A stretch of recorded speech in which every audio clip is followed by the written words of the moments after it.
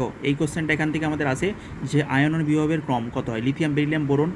Lithium beryllium boron carbon nitrogen oxygen fluorine, এই দিয়ে 5টা দিয়ে দিবে, দিয়ে আমাদের কী চাই বলো তো এখান থেকে, এখানে আমাদের ক্রমটা চাই যে আমাদের আয়নন বিভবের। শুধু মনে রাখার কথা সেকেন্ড পিরিয়ডে যে লিথিয়াম বেরিলিয়াম বোরন কার্বন, এখান থেকে শুধু একটি জিনিস মনে রাখার, পুরো যে আমাদের গ্রাফটা যত আমাদের দেখো হচ্ছে আমাদের বেরিলিয়াম থেকে লিথিয়াম থেকে যত আমাদের হচ্ছে নিয়নের দিকে যাব, যত আমাদের হচ্ছে পরমাণু ক্রমাঙ্ক বাড়তে থাকবে, অ্যাটমিক নাম্বার বাড়বে, তত আমাদের কী হবে আয়নন বিভবের মান বাড়ে আমরা জানি। কিন্তু এখানে দুটো ব্যতিক্রম দেখতে পাচ্ছ, কী লক্ষণ ব্যতিক্রম এটা নয়, এর রিজন আছে, শুধু মনে রাখার হচ্ছে যে আমাদের বেরিলিয়ামটা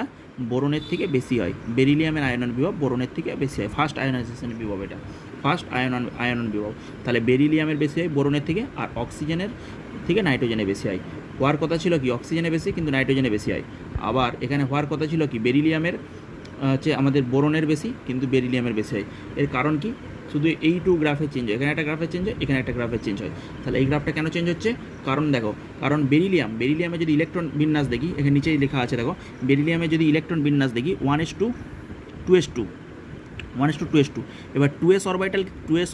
বেরিলিয়ামের 1:2:2 আর 1:2:2p1। এবারে আমাদের এই 2p1 থেকে ইলেকট্রন বার করা সুবিধা 2s এর তুলনায়, কারণ কি 2sটা একদম নিউক্লিয়াসের সামনে অবস্থিত, নিউক্লিয়াস সামনে, তাহলে যত আমাদের নিউক্লিয়াস সামনে অবস্থিত হবে তত আমাদের অ্যাট্রাকশন বলটা, তত এরকম অ্যাট্রাকশন বলটা বেশি, তত যদি অ্যাট্রাকশন বল হয় তাহলে 2sটা আমাদের কাছে অবস্থিত, ইলেকট্রনটা সহজে আমরা রিমুভ করতে পারবো না, তাহলে সহজে যদি না রিমুভ করতে পারি তাহলে বেরিলিয়ামের ওই জন্য বেশি হয়ে যাচ্ছে। সেরকম সিমিলারলি যদি আমি নাইট্রোজেন আর অক্সিজেনে দেখি, সেরকম নাইট্রোজেন ইলেকট্রন বিন্যাস দেখো 3, এখান থেকে 3 থেকে 2 হয়ে গেছে, মানে কি এটা হচ্ছে হাফ ফিল ছিল, হাফ ফিলটা হচ্ছে আমাদের অধিক স্টেবিল। হাফ ফিল মানে কি পি অরবিটাল, এখানে পি যদি অরবিটাল থাকে এরকম পি অরবিটাল, সেখানে 1 2 3 হাফ ফিল অরবিটাল, তাহলে হাফ ফিল যদি আমাদের অরবিটাল হয়, হাফ ফিল অরবিটাল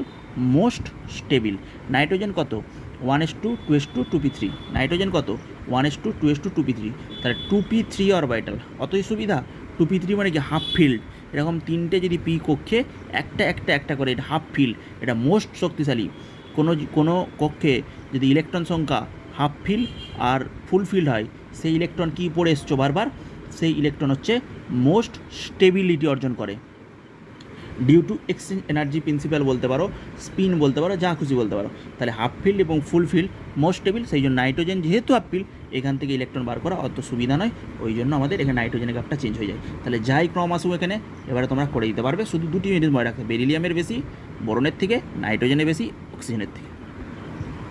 নাইট্রোজেনের বেশি অক্সিজেনের থেকে, বেরিলিয়াম বেশি বোরন থেকে। লিথিয়াম বেরিলিয়াম বোরন এই যে কোনটা, শুধু এখানে দুটো পরিবর্তন হয়, বেরিলিয়াম বোরন, নাইট্রোজেন অক্সিজেন,